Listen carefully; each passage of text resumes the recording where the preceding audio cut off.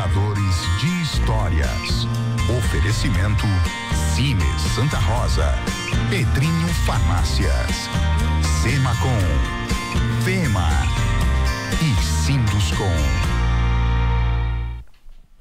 Nossos convidados de hoje são dois bancários de 50, aliás, mais de 50 anos atrás.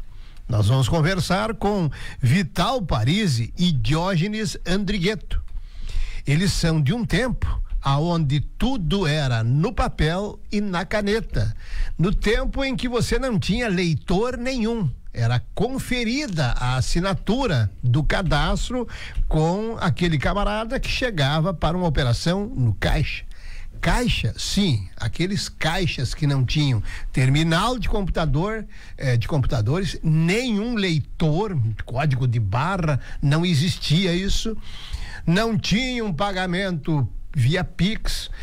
Era um mundo completamente diferente. O mundo naquela época andava devagar, gostosamente devagar. Muito obrigado por terem aceitado o convite, Vital Parisi e Diógenes Andrigueto. Bom dia para os dois e vamos direto ao ponto. Como era um banco? Os dois são funcionários aposentados do Banco do Brasil em Santa Rosa. São da época em que a mãe dizia: o meu filho tem que ser militar ou funcionário do Banco do Brasil e a minha filha professora. É a grande verdade. É uma grande verdade. É verdade. Muito obrigado por ter vindo ao estúdio. Vital, crie imagens na cabeça do ouvinte. Vocês são do tempo do papel. Bom dia, Jairo. Bom dia, ouvintes. Jairo, a gente fica pensando, o talão de cheque, né? O talão de cheque era um credencial. A pessoa tinha um talão de cheque, ainda mais cheque ouro do Banco do Brasil, abria portas, né? Só que, vamos dizer, tinha que ir no banco sacar. Se largasse na compensação, vamos dizer, se era de fora de Santa Rosa, chegava a levar meia dúzia de dias para chegar no débito na tua conta, né? Não havia essa informatização que temos hoje, né? Hoje tudo é mais fácil, né? Mas vamos trabalhar o passado. Como é que vocês recebiam o dinheiro do cliente e controlavam o saldo, Diógenes? Bom dia, Jairo, bom dia, ouvintes. Era um sistema muito rudimentar ainda, porque era tudo manual. O cheque, logo no início, o cheque praticamente não existia, era circulante, era moeda, papel moeda mesmo que circulava, era tudo dinheiro. E o controle disso era feito em fichas, a caneta. E em seguida passou a ser mecanizado isso, mas era muito rudimentar o sistema no início. Não existia, a compensação já existia, a compensação de cheques, que o Banco do Brasil centralizava, é uma coisa que funcionava, hoje nem existe mais, eu acho, porque mudou todo o sistema, mas era manual, máquina de escrever, e tinha algumas máquinas grandes que se fazia os lançamentos, umas máquinas semi-automáticas, mas mecânicas, não era nada eletrônico. E a máquina de escrever que funcionava. Quando chegaram as máquinas elétricas era uma evolução, né? Porque rendia um pouco mais e poderia se botar mais carbono, mais vias nos formulários para preencher com carbono, né? Mas qual é que era a relação? Vamos criar uma figura fictícia. Qual é que era a relação de alguém, pode ser empresário ou pessoa física? Aliás, pessoa física operava-se bastante, correto? Sim. Alguém, eu vou pegar um número aleatório, redondo, alguém que botou R$1.000, tá? Na conta que tinha no Banco do Brasil. Que relação ele tinha a partir do momento que eles procuravam um caixa do Banco do Brasil? Ele ia lá para sacar ou para pagar, e pagar o quê?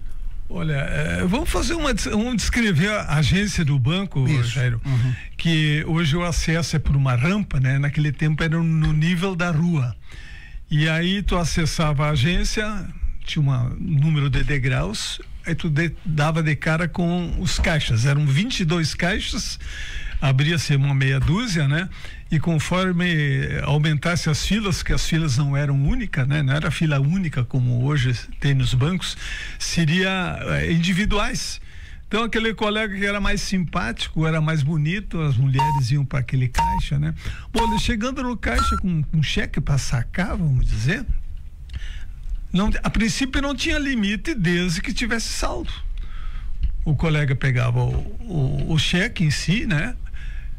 Ia lá na bancada posterior atrás, onde tinha os cartões de autógrafo, conferia a assinatura, se batesse a assinatura, aí pegava numa outra fila onde tinha as fichas com o teu nome em cima e o teu movimento.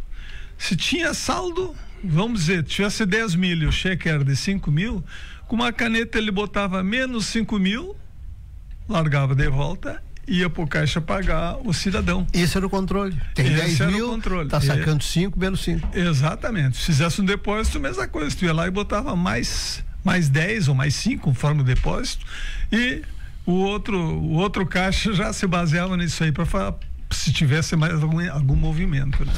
Por isso que nós estamos contando histórias. Na época, eu não quero trazer uma informação equivocada, mas hoje, em outubro de 2025, a agência local do Banco do Brasil deve ter em torno de 20 funcionários, correto? Provavelmente. Pode ser um pouquinho mais, um pouquinho menos. Na época de vocês, você entrou no banco em que ano, Diógenes? Em 1969. Você, Vital? Eu em 73. Quantos funcionários tinha a agência local do Banco do Brasil na época? Chegou a mais de 100. Eram muito mais que 100, porque assim, ó, Jair, para tu ter uma ideia, era o gerente e o subgerente, 6 supervisores, 12 auxiliares de supervisão, caixas executivo, nós tínhamos 19 guichês, você abria uns 9 por dia, né? E vamos dizer, no primeiro piso era o atendimento ao público em geral, né? O segundo piso já funcionava o cadastro, a Cassex, quando eu entrei já tinha Cassex, o setor de operações e os setores diversos que nós chamávamos, que para atender, vamos dizer, algum problema de uma janela que quebrasse, a faxineira que não veio, né? E no último piso, um supervisor que era onde tinha mais funcionário. Ali acho que tinha uns 40 no mínimo, né? A carteira agrícola. E interessante que a carteira agrícola só funcionava à tarde. Pela manhã era serviço interno, porque o que sobrava do dia seguinte era um horror de serviço, era te botar a casa em ordem, né? Interessante. A informatização, a tecnologia que transformou então mais de 100 em pouco mais de 20 funcionários.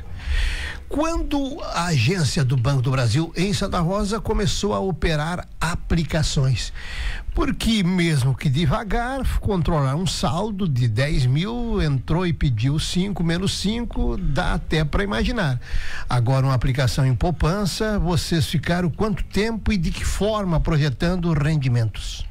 Bom, eu não lembro em que ano aconteceu isso, mas provavelmente foi na década de final dos anos 70 ou no início dos anos 80 que começou a haver aplicações, primeiro em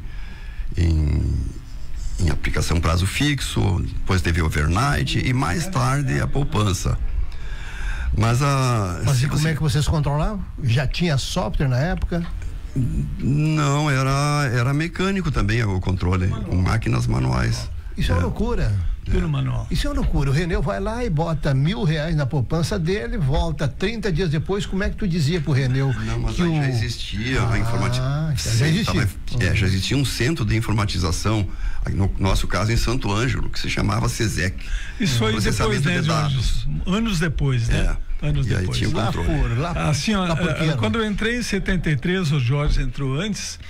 No final do expediente, mas o caixa, vamos dizer, o caixa executivo, ele somava os papéis de recebimento e os de pagamento.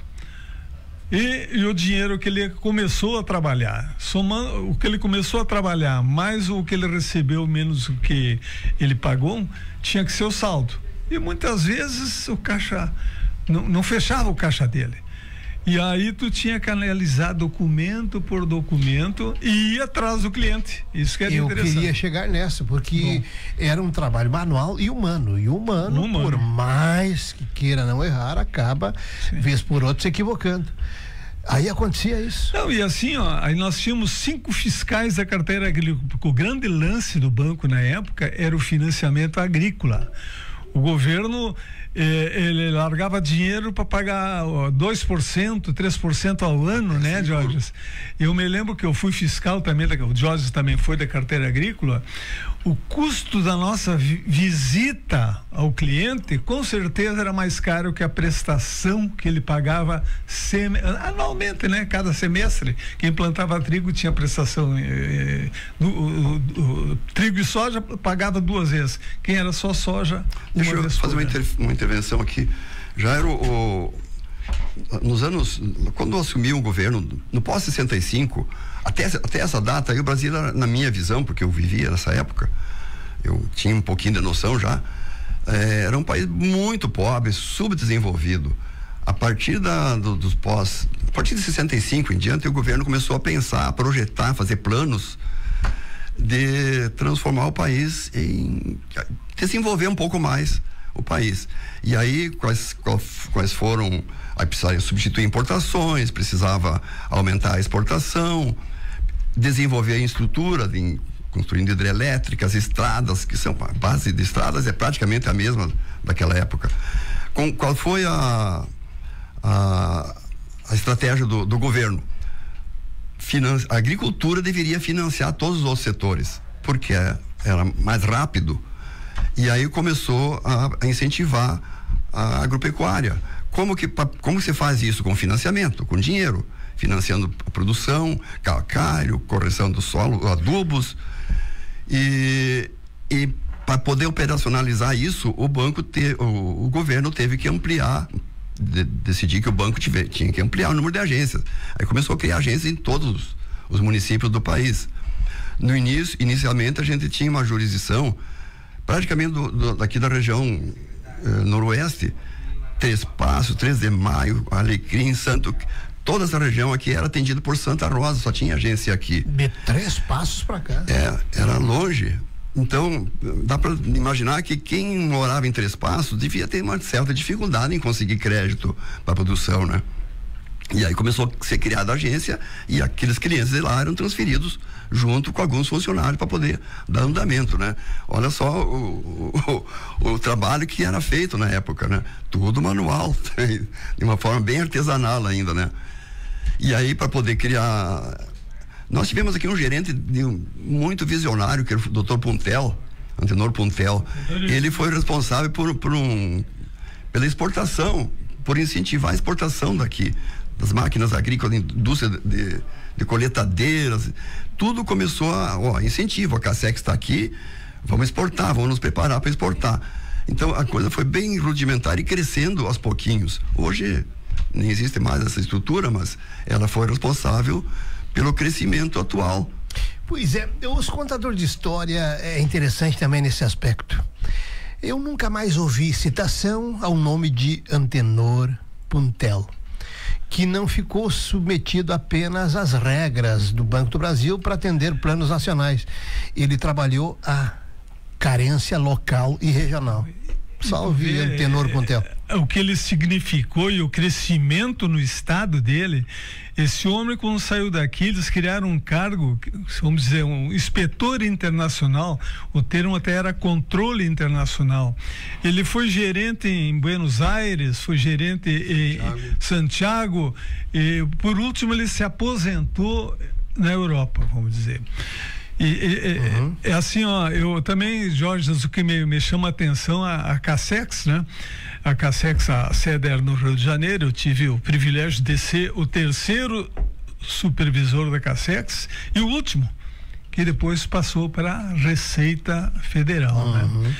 E eles diziam que na época a exportação era importante, porque inclusive vendiam os produtos com aviltamento de preço para poder captar o tal de dólar, que era a moeda internacional, para importar o petróleo, que nós não tínhamos petróleo, que a agricultura toda ela é movida com petróleo, né? Você trabalhou até quando no Banco do Brasil, Diógenes? 95. Você, Vital? Eu saí em 97 em Horizontina. Então tá, 95, 97 foi mais ou menos na mesma época. A partir de quando vocês foram contemplados, por via de consequência, o cliente do Banco do Brasil com a tecnologia?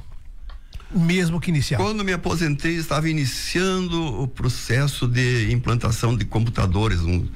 Chegava aqueles computadores, não sei o que, 386, nem lembro mais como é que era o nome daqui.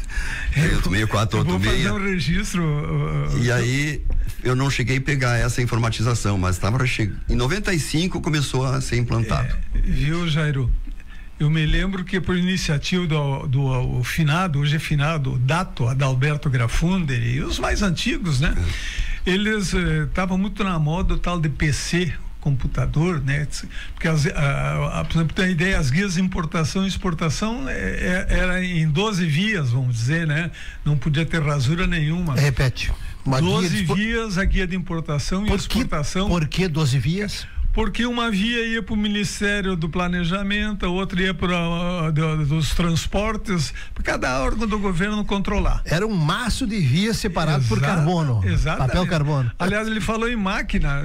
Jairo, quando eu entrei no banco, eu entrei e comecei a auxiliar lá o Adelar Dil, que foi o segundo chefe da Cassex. Nós tínhamos uma máquina de escrever que nós usávamos e uma no almoxarifado no primeiro piso, porque se ela quebrasse, nós tínhamos uma segunda opção. Nós quem? Nós, a máquina? o banco. Não. Nós, o banco. O banco? O banco. Porque a próxima pergunta seria essa, entende? Nós tínhamos muito orgulho de ser funcionário do banco. Nós chamávamos nós fazia parte. Não, eu tô falando, sim, ok, mas a máquina de escrever era só tua, Diógenes, ou era de um grupo daquele setor? Como é que funcionava a figura da máquina de escrever? Inicialmente vieram poucas máquinas elétricas. Tá, mas tu tá dizendo que era uma para toda a agência? Quando eu entrei, aquelas elétricas grandes, só tinha duas. E uma era usada na Cassex e outra ficava no estoque lá embaixo, no almoxarifado, que se ela visse a quebrar, nós tínhamos uma segunda opção. Que coisa impressionante. Jorge, quando eu assumi em Horizontina, que foi meu último tempo de banco, as autenticadoras de caixa, que eram umas máquinas que puxavam com uma alavanca, né? Burroughs, exatamente.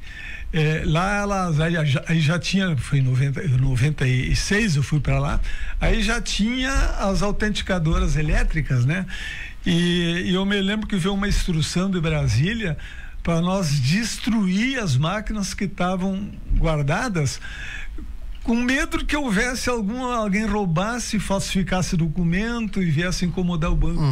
Eu me lembro que botamos num carro de um colega que era da carteira agrícola, era fiscal, e fomos até a garagem da prefeitura de Horizontina e foi passado um trator por cima delas para destruir mesmo. Ex-prefeito Alcides Vicini, lembrando aqui que o Antenor Puntel foi secretário municipal de Indústria e Comércio no primeiro mandato dele. O Vicini foi prefeito 89, 92, né? Muito bem. O que para ti hoje é Pix, ok? Era, há 50 anos atrás, um talão de cheques. Como é que era o talão de cheque? Que ainda hoje ele existe, raramente, mas você vai lá no terminal e tu mesmo pega 5, 10, 20 folhas. Na época era direto no caixa também? Exatamente. E se não tinha, né, Jorge?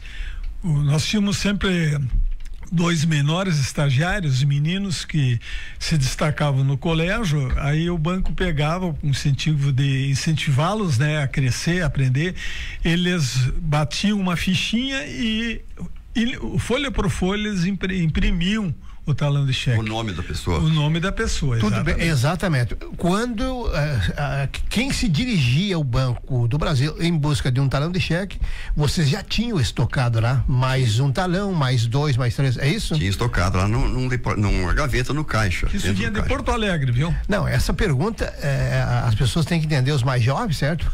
Porque era uma dinâmica, né?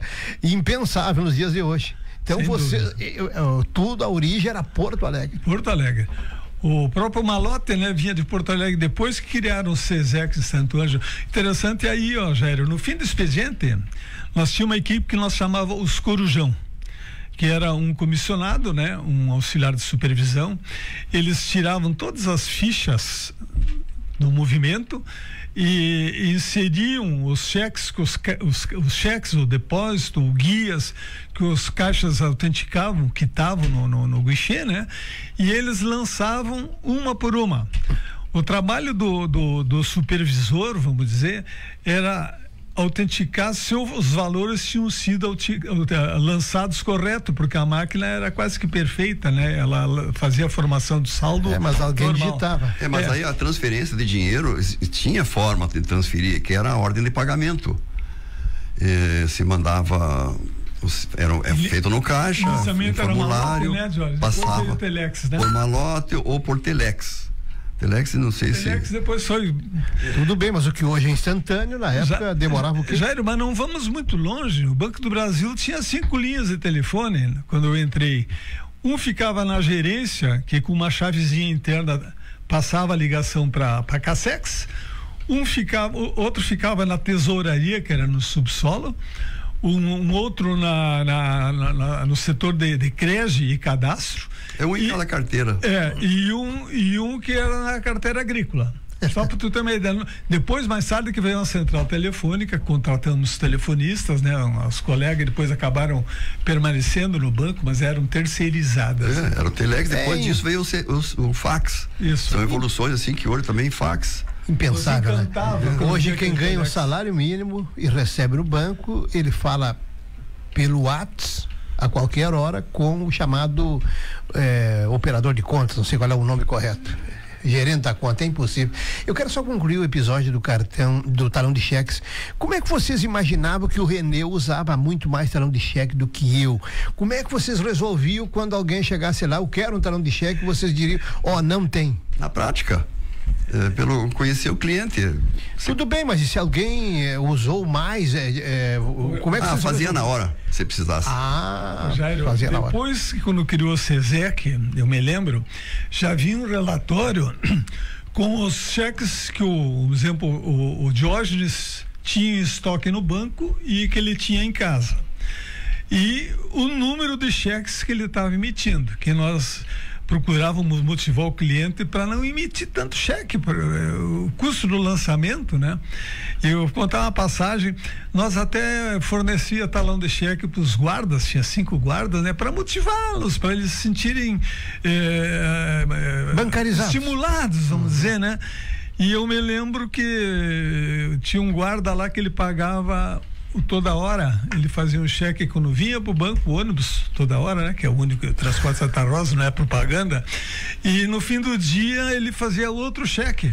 Que loucura! E aí foi chamado lá e o chefe foi falar com ele dizendo, olha tio, isso aí nos dá um custo muito elevado, e tentou explicar para ele. Pois é, mas a dona Vera, uma colega que trabalhava no atendimento, ela me disse que o meu movimento está muito fraco, que eu tinha que aumentar o movimento. Ele quis entender que era movimento de documentos, não um depósito. Foi essa a ideia. Então, peculiaridades, Deixa né? eu passar umas curiosidades aqui também. Mas é pena que o nosso tempo já está quase terminando. Onde é que vocês estavam quando a figura do caixa eletrônico surgiu, quando a figura do Pix surgiu, esses pagamentos automáticos, e vocês tiveram aquele sentimento, se no meu tempo fosse assim? Em casa? Foi muito depois da aposentadoria. E vocês pensaram isso? Por que no meu tempo, né? Todos os que viveram aí 40, 50 anos atrás, em qualquer profissão, tem sentimento. Jairo, eu gostaria de fazer um registro aqui, que o Banco do Brasil, ele tinha um papel importante e ele era muito considerado na sociedade de Santa Rosa. Eu vou dizer, o próprio musicante que está por acontecer aí, quem é que fazia o atendimento na portaria? Quem é que recebia? Era nós do Banco do Brasil, não era, Jorge? Eu fui tesoureiro, foi por contador. Nós não recebia nada, vamos dizer, mas olha, o Paris do Banco do Brasil, o Jorge do Banco do Brasil, isso era um comercial que para nós era importantíssimo. Como é que era a segurança pública na época? Porque hoje as carteiras, aquelas carteiras recheadas de dinheiro que o bolso se acentuava, né? Principalmente o bolso masculino. Hoje ninguém usa dinheiro. Como é que se saía com valores de hoje, com 15, 20, 30 mil reais até a empresa ou o próprio cidadão comum? Vocês tinham câmera de segurança, guarda, a brigada circulava? A gente levava dinheiro de uma... Santa Rosa era uma supridora das outras agências que foram sendo criadas ao redor por aí e fornecia dinheiro. Se pegava um malote, enchia do dinheiro que eles precisassem, 2 funcionários, cada um com um revolvinho muito do ruim, num táxi e levavam até as 3 de Maio, até Horizontina. Com 2 táxis, o segundo e o pessoal da brigada. Vocês eram no final. Sim. Antes não tinha. Vocês eram bancários e segurança. Não tinha, e mas não existia. Se precisasse, até pistoleiros. Já era outra coisa que me chama a atenção, nós tínhamos 5 guardas e uma das tarefas do coordenador do primeiro piso, supervisor do primeiro piso, na época era chefe, né? Depois do final era supervisor. Cada 6 meses ele tinha que substituir os projéteis das armas. Eu me lembro que no meu birô, a última gaveta era cheio de bala de 38 não usado, que o banco comprava vencidas, porque era 6 meses, tinha que trocar. E assim, quando o último saía do banco e fechava o banco, vamos dizer, tinha um sistema que a brigada militar recebia um toque lá, o Banco do Brasil fechou, que realmente o dinheiro circulava no Banco do Brasil, né? Eram outros tempos. Diógenes Andrigueto, Vital Paris, que conversa agradável. Nós temos que fechar, infelizmente. Muito obrigado, tá bem? Foi um prazer, Jairo. Tamo aí. Obrigado pelo convite. Fecha e vem o bloco. Os contadores de histórias.